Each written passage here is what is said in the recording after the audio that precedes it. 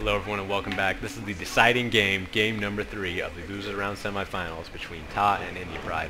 We are here at Hokuriku Crossing, chosen through map Veto as the tiebreaker map here. And it's actually an interesting map. I don't think we've seen this one yet in the tournament, maybe once or twice, but not a very commonly picked map. Actually, I really like it. It's fairly balanced here with the river through the middle. It makes it kind of a standoff map and the hills on either side, which you have to be very careful in how you attack and be very meticulous in your micro to pull this one out. We see two buildings here. One's, sort of given to each side since they're on the other side of the river and closer to the deployment area. On this side, Indypride looks like he's going to get the farmhouse, and Ta's going to get the workshop. By the way, Indypride's here in red as the Mori, and Ta's over there as in the blue as the Hojo.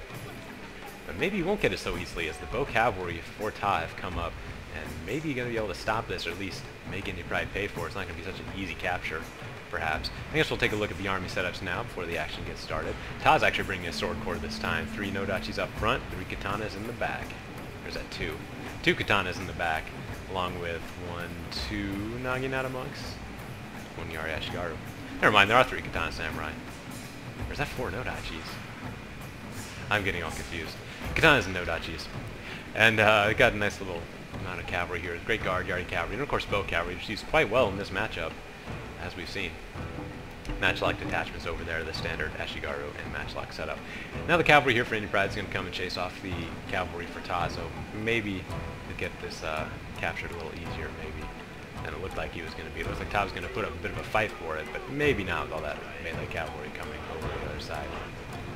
This time Indypride's brought his Bow Warrior Monk like he did in the last one, and Matchlock Samurai, and he has, is this a katana? Nope, sword core. Nodachis in the front, katanas in the back. It looks like he only has 1 Nodachi. 2 Nodachis, and a couple, 3 Naginata monks. Or is that 2? That's 2. Unless there's a third one somewhere around here. And the Yari Ashigaru as well. So, pretty balanced armies from both sides. Ranged, melee, infantry, and cavalry. Naginata, swords. We got everything in this battle, everyone. So it should be very interesting. And like I said earlier, you have to actually be very careful in how you attack this map. As you can see, I said it was sort of a standoff map, and that's what we're seeing here. We got a little standoff across the river. Which side will go across first? Remember, they have to, as both sides are technically designated attackers.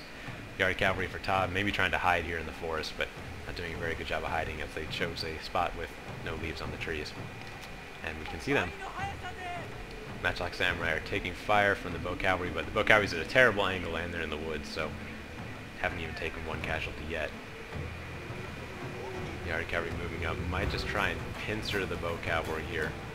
We got a Yari Cavalry and 2 Grey Guard over here for Ta along with Bow Cavalry, so strong side over here with the cavalry for Ta. In fact, both sides sort of gravitate their cavalry over the side. We might see an independent infantry and cavalry battle. It should be very interesting, because then which side wins whatever battle first is probably going to end up winning this game. Ta might be making the first move here. He's moved down to the low ground, and he might be the one to push this attack. Indypride's cavalry was maybe trying to chase off the bows, but smashed right into a Great Guard. Ooh, Great Guard got the better of that, bringing the Yari Cavalry instantly down to 25 men, and the Yari Cavalry will be cleaned up there. Matchlock Samurai moving up, but a little too far, and is going to pull back for Indypride. Remember, Indypride is over here in the red, and Ta is in the blue. Yari Cavalry gets stuck on this Yari Ashigaru, and will probably be cleaned up if Ta doesn't get him out of there soon. Matchlocks look like they're going to try and get some shots off, but maybe inexplicably pulled back. Maybe just want to put as much distance as he can between him and Ta. But I think he has some good opportunity here for some matchlock skirmishes. We don't see too much of that, but I think he can definitely do it. Maybe just putting him on this hill. Just able to shoot over the heads, maybe? Maybe. I think they'll get some shots off here into the Nodachis. I think maybe Indypride should take his time here. I think he has his matchlocks in a position to fire. Ta's are not, so he should maybe get some preliminary volleys off. The cavalry's distracted from both sides. And we have a cavalry battle over there. We got an infantry battle over here. Very interesting. Yari Ashigaru, a very thick spear wall in a box, actually. You don't see too much of that, but it would be hard to penetrate that. Nodachi's moving up to hit the Yaris, and I think Indypride's got the better of this infantry fight so far. As if he can take out this Yari Ashigaru quickly, which he is, already down 110 men, he can sweep around. Then again, this flank is being guarded by Matchlock, so anything that tries to flank around here will get a blast to the face from the Matchlock Samurai. But they are moving, so it's actually a good spot for him to be. Oh, but maybe there's a better spot, as there's a hole right here. Guess where to? The general.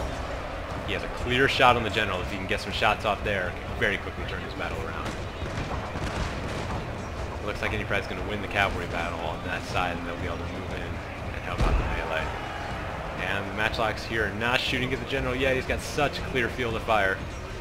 Todd's general, on the other hand, is very safe behind this infantry wall right there. And now the Matchlocks are shooting into the general. Killed 11 men in that volley, down to 19 men there on the general. But Naginata monks may be in time to save the day. If he can get there before the next volley. Hopefully for him they don't get stuck. They do get a little bit stuck in this Naginata monk. They just need to push through and kill that Matchlock now to 16 men. And there's another big volley, taking him down to 11 men. General is still alive though, so still has a chance. Naginata monks holding out a little bit over there with the Nodachis, but very even on the infantry battle right now. It's hard to say who's going to win, but the cavalry battle is over, and it was pretty much a draw. Both sides losing pretty much all their cavalry. We see only 2 units left, and Todd's going to try and bring his Great Guard in, try and hit the bow warrior monks, but he's actually going to stop and maybe worry about the Yari cavalry first. And there goes the general for Indypride. Indypride's generals off the field. The Matchlocks have done their work. It was a great choice there for the Matchlocks to get that clear shot. And big mistake there by Indypride, letting the Matchlocks have that field of fire. They weren't able to make it and stop that. But maybe the general, yeah, general died actually, so they are going to get that morale shock.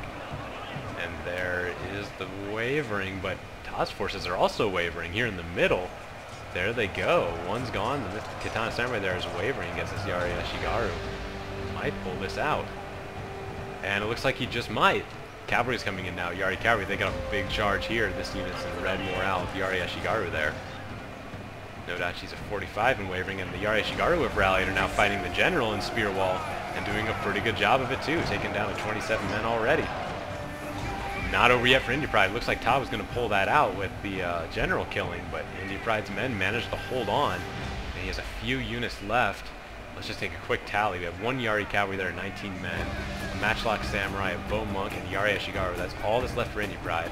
For Todd, we have a Naginata Monk, a Matchlock Samurai, the General, 23 men, and a Katana Samurai at 38. The Yari Cavalry deciding to go after the Matchlock Samurai. Maybe not the best target, as I assume the Matchlock Samurai here is going to take the shot, and we'll probably be able to finish him off himself. Yari Ashigaru, 104 men and wavering. General holding up quite well. 16 men just cutting through those spears like butter, as sword units tend to do. And maybe backfiring a little bit because the Yari Cavalry's 14 men and wavering against this Matchlock Samurai, and there he goes.